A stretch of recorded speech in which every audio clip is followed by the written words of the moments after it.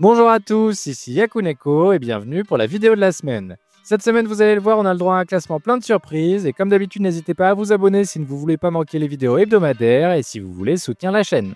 Et sur ce, je vous souhaite une très bonne vidéo.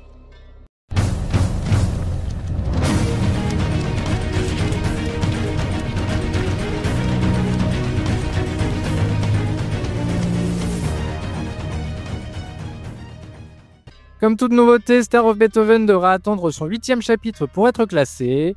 Et en attendant, je vais vous donner les statistiques de Manga Plus. Ça nous donne pas vraiment une idée parfaite car Manga Plus est l'application européenne et non japonaise, mais ça peut donner une petite idée de comment est perçu le manga.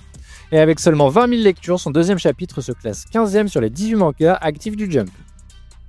Quant à lui, Amber s'en sort beaucoup mieux, avec 59 000 lectures, son 3e chapitre se classe 5e des mangas actifs. Pour info, il est dépassé par Blue Box, Ichi the Witch, Kagurabashi et tout en haut Sakamoto Days. A noter qu'il n'y avait pas de chapitre pour One Piece la semaine dernière. C'est au tour d'Akane Banashi de fêter son anniversaire cette semaine, il s'offre en effet la couverture pour son 3e anniversaire. Il a le droit par la même occasion à 2 très jolies pages couleurs. Et en plus de son anniversaire, il met également en avant la sortie de son 15e tome. 15e tome qui peine à remonter la pente descendante qui s'est installée depuis quelques tomes maintenant, mais il parvient tout de même pour l'instant à la stopper. Avec 37 292 copies vendues en 2 semaines, on n'observe pour l'instant pas d'évolution par rapport à son tome 14. Ça reste par contre vraiment en baisse par rapport à ses meilleures performances qui avoisinaient les 45 000 copies vendues à la même période. Blue Box obtient une très jolie page couleur cette semaine, c'est déjà sa 4e mise en avant cette année, c'est le manga qui en compte le plus pour l'instant. Combiné à ses excellents classements, ça semble vraiment être son année. On a ensuite le droit à une page couleur pour le one-shot Takadai no Gekusu de Nabe Hideaki. Et enfin, Ultimate Exorcist Kiyoshi qui était sur le podium la semaine dernière enchaîne ici avec une page couleur. Les éditeurs semblent vraiment vouloir le mettre en avant. Mais malheureusement, malgré ses mises en avant et ses très bons classements, les ventes ne suivent pas. Avec près de 11 000 copies écoulées en 2 semaines, il fait certes bien mieux que son premier tome qui n'avait même pas atteint les 9 000 copies écoulées à la même période, mais cela reste largement insuffisant. On commence le classement et après plusieurs semaines à frôler la zone rouge, New Exorcist a fini par y plonger et profondément, il est en effet dernier cette semaine. Et avec un peu plus de 21 000 copies vendues en 2 semaines, il fait moins bien que son tome 7 qui en avait vendu plus de 23 000 à la même période. Kill Blue enchaîne les trios de fin et n'est donc que 13e cette semaine. La nouveauté Seedcraft Love is a Mystery semble peiner à convaincre, c'est déjà son 2e trio de fin. Nien Roboko chute lourdement cette semaine et n'est donc que 11e.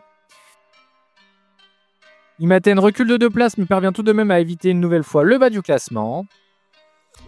Super Psychic Policeman Shoujo qui est clairement en danger en ce début d'année parvient ici à regagner 4 places et à se hisser jusqu'à la 9e position. Au niveau des ventes, il fait pour l'instant un peu mieux que son précédent tome avec 10 960 copies vendues en 2 semaines. Tout comme Super Psychic Policeman Shoujo, Astro Royal est clairement en danger en ce début d'année mais a un petit sursaut cette semaine avec ce gain de 4 places et cette 8e position. Shinobi Undercover avait atteint la 2e place du classement la semaine dernière, il chute ici de 5 places mais conserve tout de même une très bonne 7e place.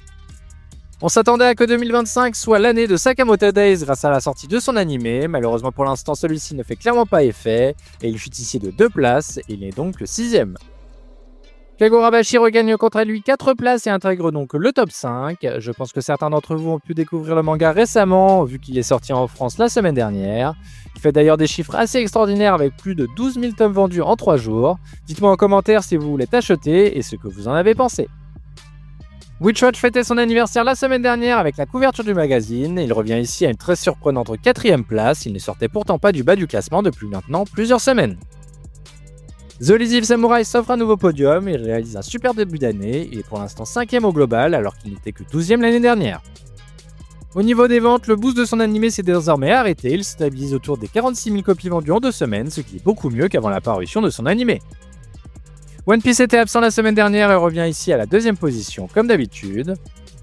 Et enfin, Ichi the Witch qui avait pourtant beaucoup de mal depuis plusieurs semaines à se trouver une place dans le haut du classement, revient ici 2 pages couleurs à la 1re place. C'est son premier cette année et son 2e tout chapitre confondu.